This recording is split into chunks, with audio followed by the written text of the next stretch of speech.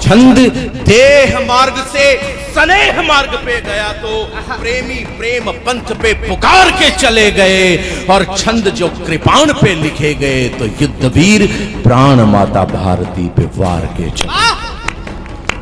तो राम जी के चित्र व चरित्र से रंगे हुए हैं, पृष्ठ ऐसे फाड़ना पसंद कहां आता है, और श्वानों का भौंकना पसंद आने लगे उन्हें, शेर का दहाड़ना पसंद कहां आता है। लेकिन तो युद्ध की भवानी को प्रणाम करके चला तो एक वीर से ही लश्करों को मिटना पड़ा, एक वीर से ही लश्करों को मिटना पड़ा, और शत्रुओं के शीश इतने काटे हैं वीरों ने कि रक्त से नहा के अक्षरों को मिटना पड़ा।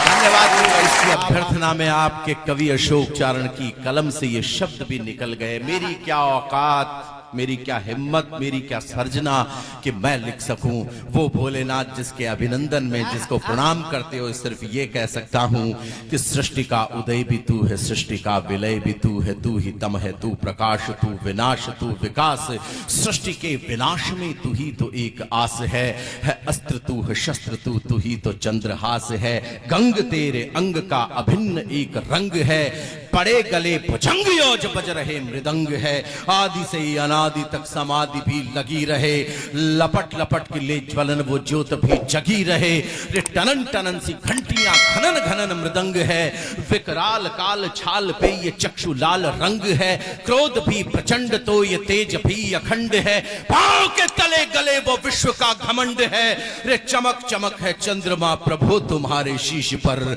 और तुम्हारी ही चमक धरी प्रभु हमारे शीश पर। उस महादेव को हम सिर्फ नमन कर सकते हैं, प्रणाम कर सकते हैं। माथे पर लग जाए संत की चरण धूलि, भक्त को वो झाड़ना पसंद कहां आता है। माथे पर लग जाए संत की चरण धूलि, भक्त को वो झाड़ना पसंद कहां आता है। तो प्रेम का पीयूष पी के जो उगी धरा पे, उस पौध का उखाड़ना पसंद कहां आता है। तो राम जी के चित्र व चरित्र से रंगे हुए हैं, पृष्ठ ऐसे फाड़ना पसंद कहां आता है, और श्वानों का भौंकना पसंद आने लगे उन्हें, शेर का दहाड़ना पसंद कहां आता है। लेकिन मुंबई आभार कर रहा हूं आपका कि आप मेरी गर्जना को सुन रहे हैं, आप मेरे तीवर को सुन रहे हैं। दो छंद विशेष तौर से आज इसलिए सुनाना चाहता हूं क्योंकि यह मंच बहुत प्रणम्य है मेरे लिए। मैं इन दिनों पढ़ रहा हूं, मैं राजस्थान के जूनागढ़ फोर्ट में गया था, किसी कवि सम्मेलन में गया था तो देखने चला गया। वहां पर जो गाइड साथ में था उसने कुछ तलवारें बताई, और तलवारों पर छंद और दोहे लिखे हुए थे। मुझे इतना बेहतरीन लगा कि यह काव्य, यह कविताएं जो केवल जगाने का काम नहीं करती है, मैं आप दोनों का विशेष तौर से ध्यान चाहता हूं, निवेदन करना चाहता हूं कि छंद जब रूपसी के नयनों पे लिखे गए, मीत भी अतीत में निहार के चले गए। छंद जब रूपसी के नयनों पे लिखे गए, छंद तलवारों पर लिखे हुए हैं, ये ख्याल रहे आपका, और उसके बाद में आप अंदर तक रोमांचित हो जाएं तो इस देश के पराक्रम की प्रथाओं के प्रति अपना प्रणाम प्रेषित कीजिएगा। निवेदन कर रहा हूं कि छंद जब रूपसी के नयनों पे लिखे गए। धन्यवाद, बहुत आभार, बहुत बहुत प्रणाम, बहुत आभार, धन्यवाद।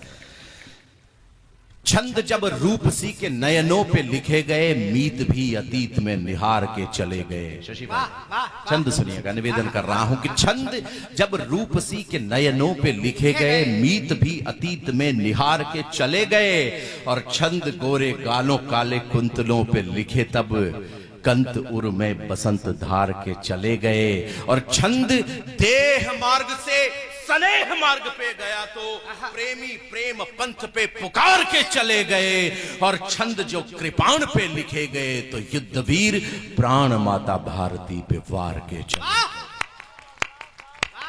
और मैं अपने जीवन का अब तक का सर्वश्रेष्ठ छंद जिसे मैं मानता हूं, वो आज मुंबई को सौंपना चाहता हूं। मैंने देखा कि कुछ तलवारों पर जो छंद और कविताएं दोहे लिखे हुए हैं, कुछ अक्षर ब्लर हो गए, कुछ अक्षर मिट गए हैं।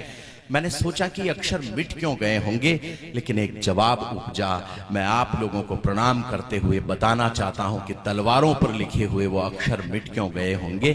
निवेदन करना चाहता हूं, बहुत विशेष ध्यान चाहता हूं मंच का भी, कि राष्ट्र अनुरागी जब अपनी पे आ गए तो यहां कई बागी तेवरों को मिटना पड़ा।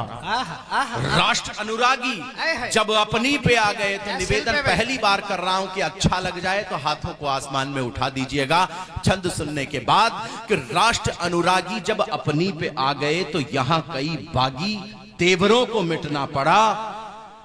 वर ने वधू को छोड़ वरली समर भूमि, नवोढ़ा के नए जेवरों को मिटना पड़ा। वर ने वधू को छोड़ वरली समर भूमि, नवोढ़ा के नए जेवरों को मिटना पड़ा। तो युद्ध की भवानी को प्रणाम करके चला तो एक वीर से ही लश्करों को मिटना पड़ा, एक वीर से ही लश्करों को मिटना पड़ा।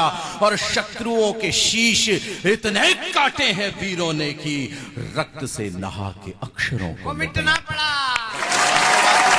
आभार आपका, प्रणाम कर रहा हूं।